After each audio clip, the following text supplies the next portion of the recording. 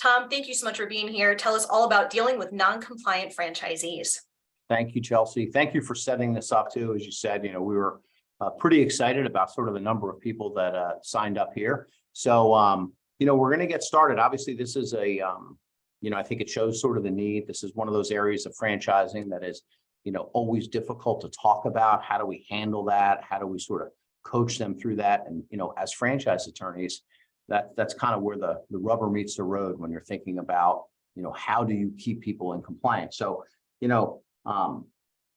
really what we've done here is this is kind of a best practices of, wait, hold on, I have my own little thing there, of things that we've experienced over time, right? So those of you who know me, first of all, a number of our clients are on here. So thank you guys very much. And a lot of you will see this as a recording as clients. We're going to make this a required, piece of our onboarding process so that everyone can sort of get on the same page and get thinking about, how do you deal with when these things happen? So the overview of how I want to approach this is really categorizing non-compliance and talk about, how do these things manifest themselves and process, right? Franchisors have to think processes. You have to really, this is no different than any other process, and a fair, transparent, well thought out process is going to solve a lot of problems. And my big thing, those of you who know me, is avoid unnecessary escalation. There's a time to fight and there's a time to kind of get through a problem. And we're going to talk about that and talk about finding solutions. So kind of diving right into that, diving right into the piece here. My technology, now I got it. Categorizing non-compliance. I think that's how you have to start. You have to start thinking about it, right? So, as mentioned, our franchisor clients, we do a lot of, emerging brands, people who just get into the franchising world, all the way up to clients with hundreds of brands. And at the end of the day, at some point, I'm a big believer in franchising. I think it works. I don't think it should be an us against them mentality. I think it's a program to take your vision as a franchisor, what you've built, and then you're essentially renting your business model so that someone else can build security and wealth for their family. You're taking a bigger risk as a franchisor and you have more responsibilities. And I think that synergy between franchisees and franchisors is what really drives our industry. And there comes a time though, when you have this vision of your brand and, a franchisee joins and maybe they were a wrong fit.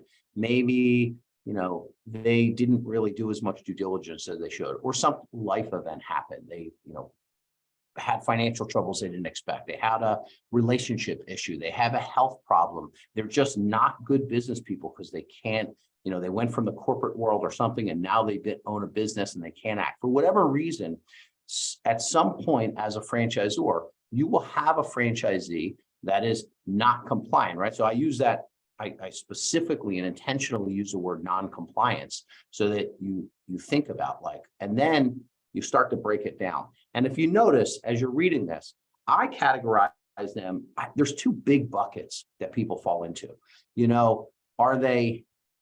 Is it this intentional where you have a problem, you really need to deal with it, or is it something that's happening? So I think on the left side, right, the same act, I believe you should have that empathy and you should peel back the onion a bit and ask why. Why is this person not complying, right? Are they just, as I mentioned before, a bad business owner? They ran a corporate store, they were used to infrastructure and they froze. You're an entrepreneur, it's hard. You have to act. No one's necessarily telling you to go out and do that. Yes, as a franchisor, you're telling them, but it's not a day-to-day. So, or are they a bad actor? Did they get into it in false pretenses? Do they not really care about the general system? Are they a bad actor? And then you have, of course, these non-financial defaults versus financial defaults. Is this a problem where they're just not, following the system with the marketing and they're not doing the branding right? Or is it a financial default where this is something where they owe you money? And we're going to talk about the different ways to handle that because there's a different strategy for each one. And then you have what I would call as a nuisance non-compliance with a brand standard, where it's annoying, right? Hey, we don't want to have, we don't want to put tip jars out. We don't want to do, this is old POS. And then there's critical brand standards that it is at the heart of your brand. And I think you have to be realistic that it's not all going to always go perfectly. And there's a cost of compliance, both a dollar cost, an emotional cost, and an internal ecosystem cost of compliance. And every system is a little bit different.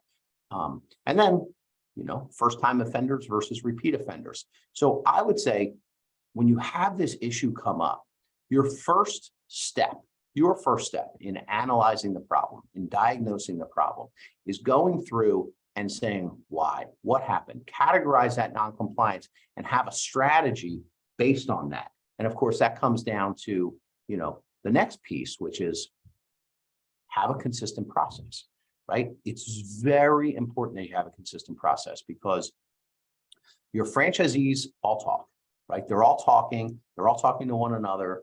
And if you don't give them a consistent process, first of all, it's hypocritical for you as a franchisor because you want your franchisees always to follow a process. And you have to also be willing to control your behavior through your own processes and have this, if then statement. So you need a plan.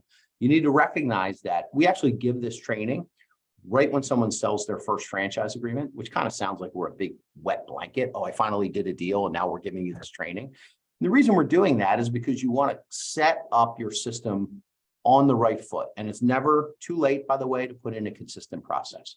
So have a plan. No, if someone isn't doing something, I'm going to do something. And you have to have internal training. For those of you that are founder run, you have to almost train yourself.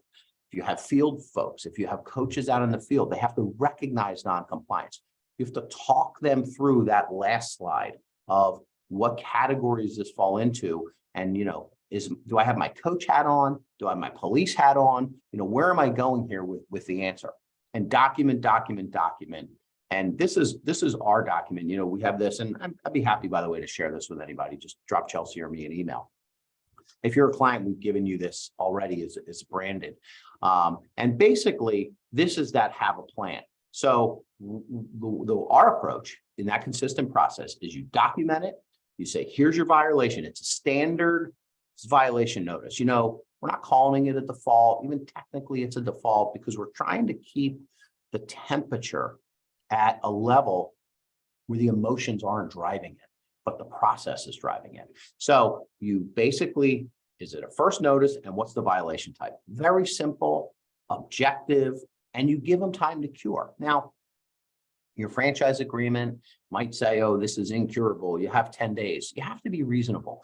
These document is because you're not just writing to the franchisee. Look, as a franchisor, you have a goal to get everyone operating on the same page, happy and making money, and be a raving fan. And so when they step out of line, the way you discipline them, the way you corral them back in has as much to say about anything. If you pick up the phone and you call your lawyer and you say, this guy owes me $17, send him a default letter, you're going to have a problem down the road with creating this animosity between you and your franchisees. If you start sending him nasty letters, it's like yelling all the time. If you're yelling all the time, if you're berating them, that's how they feel, right? They get these letters from lawyers and they're angry, and then they show it to them, and it just escalates unnecessarily. You send them a letter, you tell them it's coming for anything. The accounting department says, you know what, we tried to hit them with an ACH and it didn't go through. Have empathy. Who knows? They changed bank accounts. They're a little bit broke. They had these, understand it, but send them the notice. Look, I'm just letting you know, you got to fix it in 2 weeks, 30 days. Be more generous in this standards violation notice than what your franchise agreement holds. Because to bring it all the way out to the logical extreme, 1 out of 10, 1 out of 20 of these, they might go to the mat. And you might have a franchisee that is a bad actor, that is upsetting brand standards. This goes back to that first bucket, right? You want to weed out where this is coming so that most people want to do a good job. Most people don't want to be on the business end of these violation notices. Maybe there was a misunderstanding. Maybe you send this and you say, you have put up last year's branding standards and maybe one of your team members had told them it was okay. Okay, fine. We have it on paper. It's a violation notice, not a default here. Solve it. Now, if they blow it off, if they ignore it, you send a second one, check the box. Second notice, hey, you said we told you to cure this in 2 weeks. You didn't fix it. You have to fix it. So, so then what you do is you're basically, honestly, in our experience, 90% of the people are solved by this. Or, and I say solved by, you either get to the root cause of the problem. They don't have any money. They haven't done this. They can't do that. Well, then you have to negotiate with them. But you now have this upper hand because you've set the stage. And if they completely blow this off, you're planning for the worst case scenario, because then in our world, the third notice then comes from us. Look, this is a default of the franchise agreement. We warned you twice. We gave you 2 opportunities to fix this, and you blew us off. So now, what's worst case? Plan for worst case scenario. The worst case scenario is they're then going to bring that to their lawyer or their friend, or they're going to pretend they have a lawyer and they're going to write something back nasty. And you're writing this, you got to always be, it's a game of chess, right? You're thinking a couple moves ahead. So the purpose of these violation notices is also writing to the attorney that they're going to hire. Think it through. You have a franchisee that's not making money. They're upset, and they're upset with you. Whether it's your fault or not, they're upset with you, and you have to take ownership and understanding of that. So if they are not complying and you send them this initial nasty letter, they're going to go to possibly an attorney, and they're going to tell their side of the story, which is going to be completely one-sided. And then that professional is going to say, my client has been wronged here. Let me get this document. Let me send back this nasty letter back. Whereas if, I'm an attorney on the other end, we don't represent franchisees anymore. And, certainly not in litigation, but I used to, right? That's how I can have this understanding of this mindset and this process. If I'm on the business end of this and my client comes to me and gives me a default letter, 2 violation notices, ample opportunity to cure. And the first question I ask is, well, what did you do when you got these notices? And if it is, well, I didn't do anything, then now so your audience is not just the franchisee, it's the franchisee's attorney, and it's eventually some arbitrator or judge. So you're planning for this worst case scenario. Hopefully, though, you're planning in such a way that you avoid it and you never get to that. So that's that. Creating a consistent process is really the most important part of this whole system. Don't have one-offs.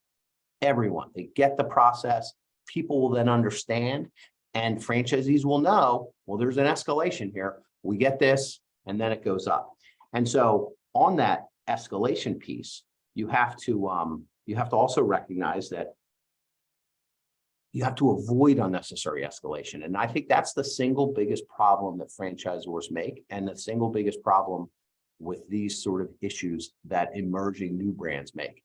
Hey, Spady Liana wrote this awesome document that's so strong and so tough, and I'm the franchisor now, and these people aren't paying. And stop, take a deep breath, relax. The process is more important, right? I was talking with someone. Yes, the franchise agreement's important. The words are important. But, in U.S. law, there's a whole body of, thought around the equities of the situation. I mean, who's the harmed party and what's the fairness about here? And you're the big bad franchisor, and they're just this poor innocent franchisee. No matter that they may have a bigger business than you in the beginning, that's irrelevant in terms of the optics of it. So the optics of it are super important to get everything lined up and avoid unnecessary escalation. Don't get personal, mad, or overly upset. Don't write the email back to them right after, happy hour, after you've talked with your partner about how horrible they are. You got to just relax. And in fact, that's why I say non-compliance, you go to a form. Let the form discipline you. Let the form create a better habit for you. You're a passionate franchisor. You're obviously a little bit like crazy and unhinged, or you wouldn't be a franchisor. I love founders and franchisors. So you have to check that passion at the door, or it's going to blow up and sort of come back to you. So, I once had a mentor who said, how do you spell principle, right? Is it the principle of thing or the dollar principles that's coming out? Think about that. And don't lawyer up too early, right? Don't send that. That's why with our clients, let me see these 2 forms. You don't want that first letter coming from us. And some of our legacy clients that don't use the forms, fine. We'll ghostwrite that email or letter for you. Don't lawyer up too early because it gets people's backs up. They're going to go to their lawyer and the thing starts to escalate unnecessarily. And have empathy for the franchisee. Understand, why is this happening? What is causing this? There's some root cause that it's just, you're the leader, you're the coach. Take ownership of that and don't just push it back and say, well, you signed a contract, pal. You better just comply. I don't care. Just comply. You know what? You legally can do that, but the health of your system, play the long game, right? I love doing that. Last webinar we did is planning for the big exit. This is all tied into it. How you deal with these tricky traps. This is a trap for you. This is a trap that you as a franchisor could fall into and blow up your whole system over a couple of bad apples. Deal with them, have empathy, and don't risk a $100,000 problem. Look, if you litigate, you're talking $50, $100, $200,000. And these things could have started as a $10,000 problem. People always jump to litigation, but it's like, my brother's he's a professional airline pilot with United. And we always talk about this. And he says, plane crashes are 17 mistakes, all done in the exact sequence in a row. So there's always a point. I think litigation is the same thing when you get to the whole bomb. There are so many chances to get off that path and solve it. And don't get mad, don't get personal, have empathy, and get on a path to solving that problem. And so when you think about, the problems and a solution, right? So finding a solution. Sometimes people, I give this advice a lot. Some of you on this call, I may have given you this advice. Talk to the franchisees about selling. You would be surprised. One of 2 things happens, and it's amazing to me, and it's amazing to the franchisors that many times if a franchisor goes to the franchisee and says, look, you're struggling with non-compliance here. You're not doing what we're saying you're doing. You're supposed to make this many visits and you're not pulling the trigger on the marketing. And, you're questioning everything that we're doing. That's the franchise. You're in our chat room and you don't trust us anymore. Listen, Joe, maybe it's time to move on. And there's nothing wrong with that at all. Maybe you're just not cut out for even franchising. Maybe you're too entrepreneurial and that's okay. But this isn't going to end well. And remember that the stakes are a lot higher, even though it doesn't feel like that. The stakes are a lot higher for the franchisee. These non-compliance forms, these things that are pushing you to say that they could lose their whole business over that. So the stakes are a lot higher.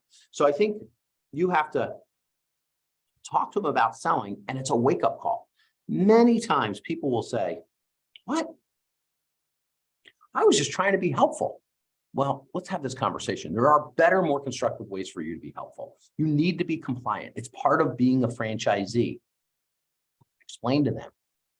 Franchising, we're the coach, you're the player, you do the execution. We're seeing the whole field. If you're here not compliant, you're hurting not only yourself and the whole system, and that's okay. We can help you transition this business. And maybe they're going to take a loss even, but have that conversation. And they're either going to say, you're right, it's time to go. They're going to dig in and fight, but playing the long game. You're telling a good story. You went to them early, mitigate your damages. All these things are making you the good person, and you are chipping away at the story that you're the big bad franchisor. Or they're going to get their act together and they're going to say, I can't believe, and, it's like basically saying, hey, should we be getting a divorce here? Do we not love each other anymore? And if they want to sell, be magnanimous, waive the transfer fee, get them leads. You want to get them out. If they are not complying and they're not being good franchisees, you should have a list every year and have this talk. You're not, you pushing them out. You're coaching them out. You're releasing them back into the pool of someone else's problem and someone else's business. So, push them towards that. Now, do they need extra training? Do they need help?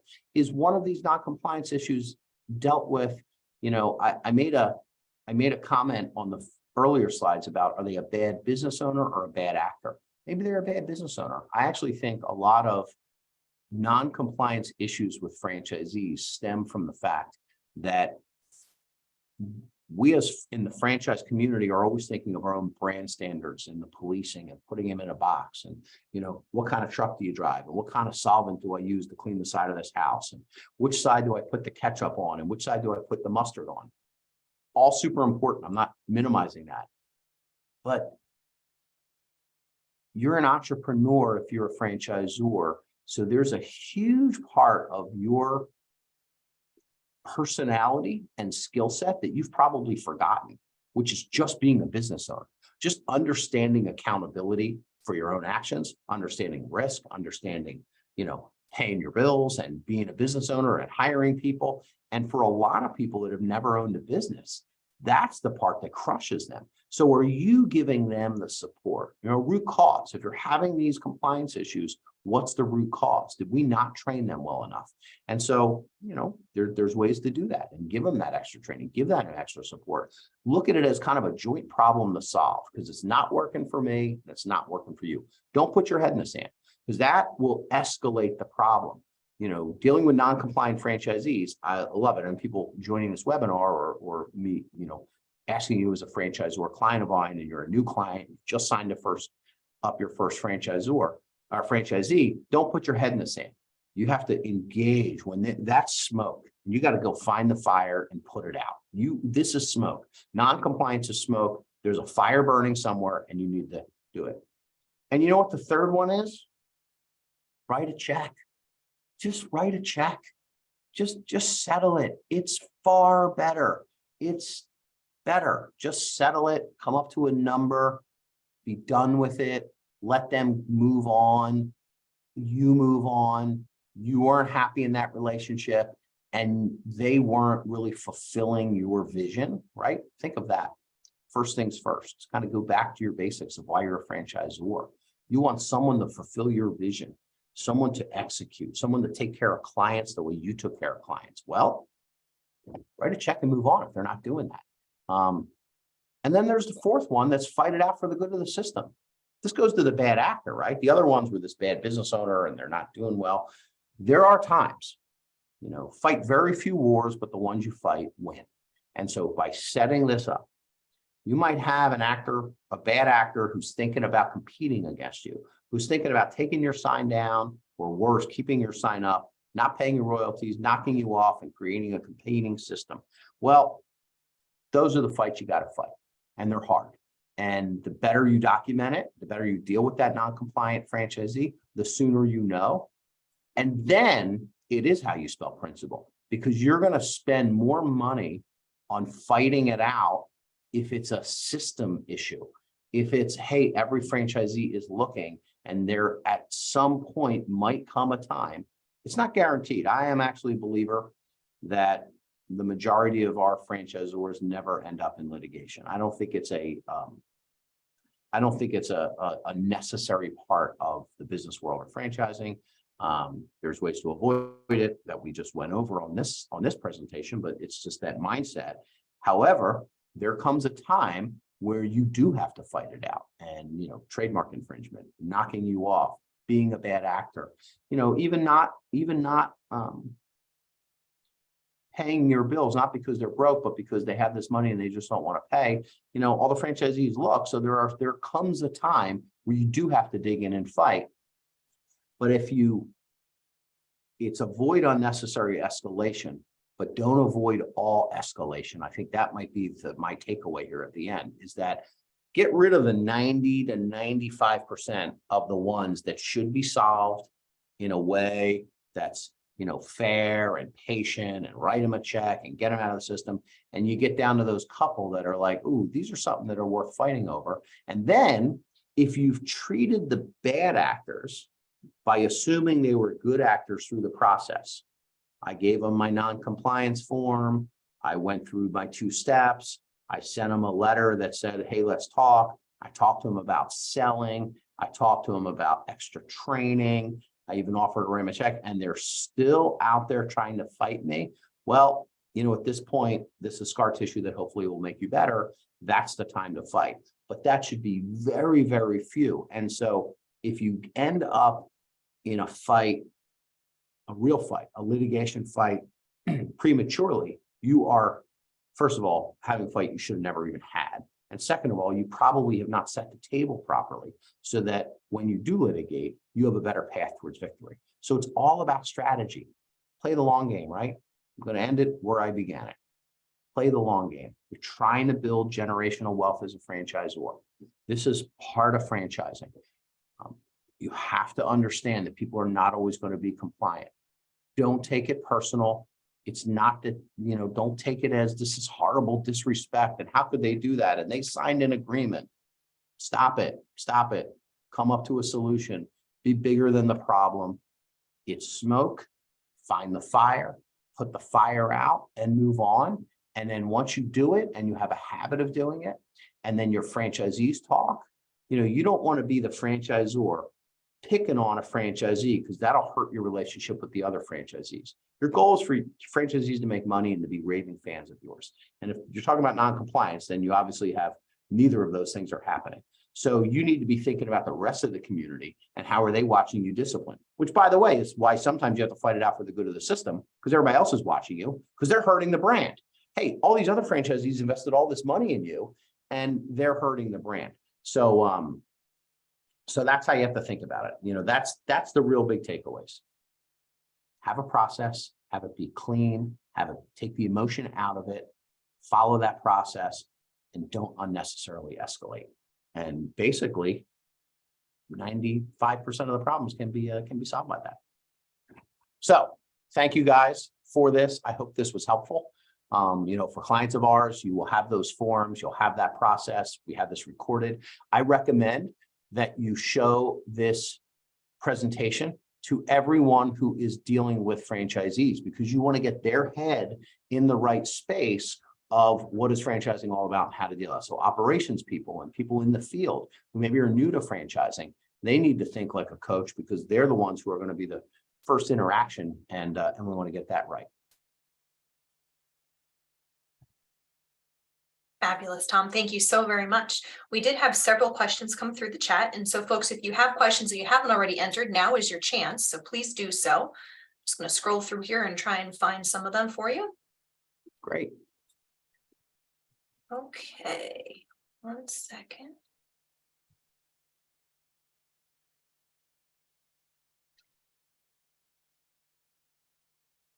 We had a question about the form that you showed. Is there a way that folks can be able to get a hold of that?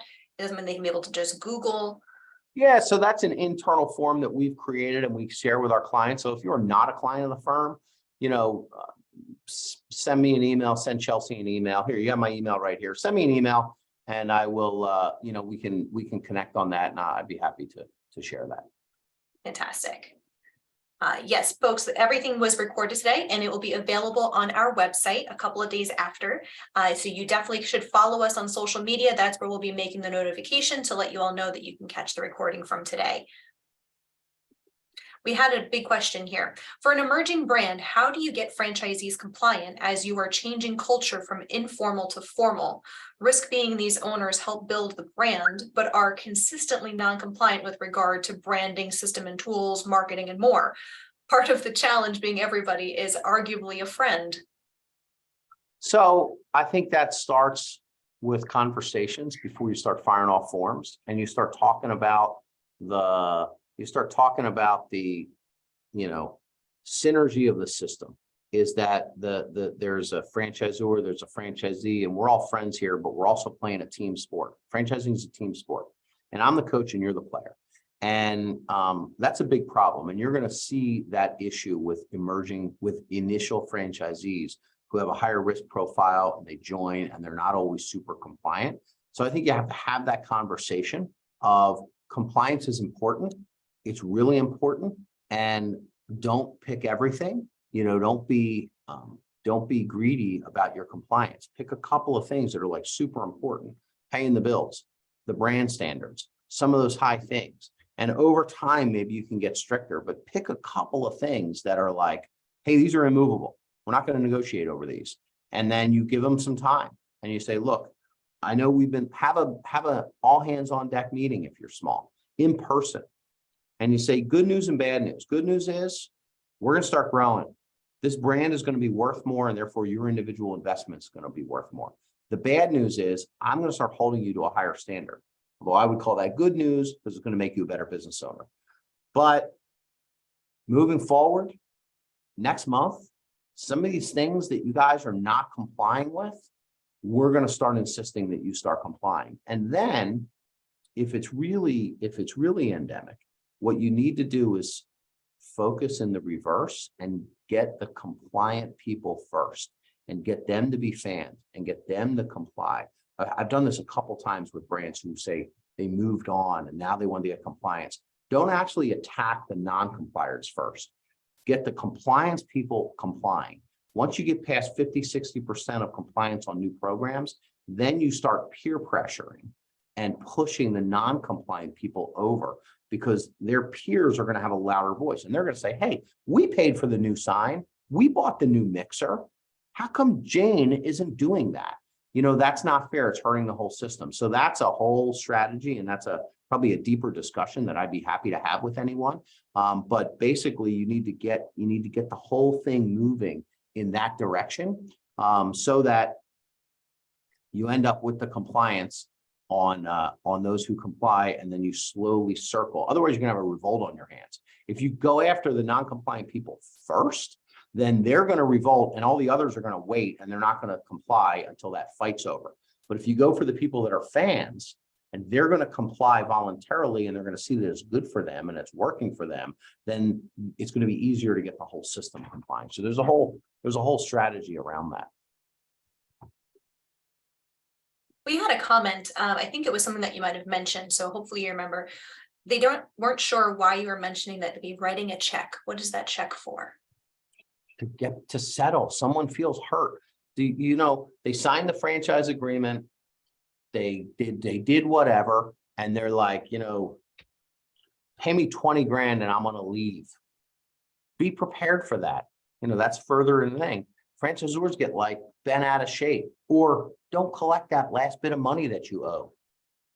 It means write a check. It means exactly what it says. It says, so you write a $20,000 check for the franchisee to go away, you don't like anyway, or you write a $20,000 check to put on retainer to a lawyer with an open bar tab, basically, right?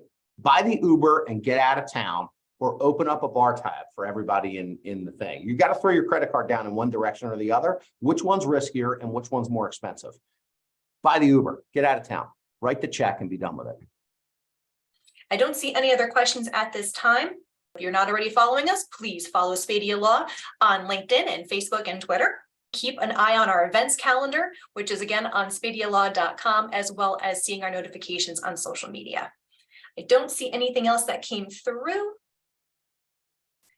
So I want to thank everyone again for being here today. This was awesome. Tom, thank you so much for the presentation, and we'll catch everyone very soon. Thanks, everyone.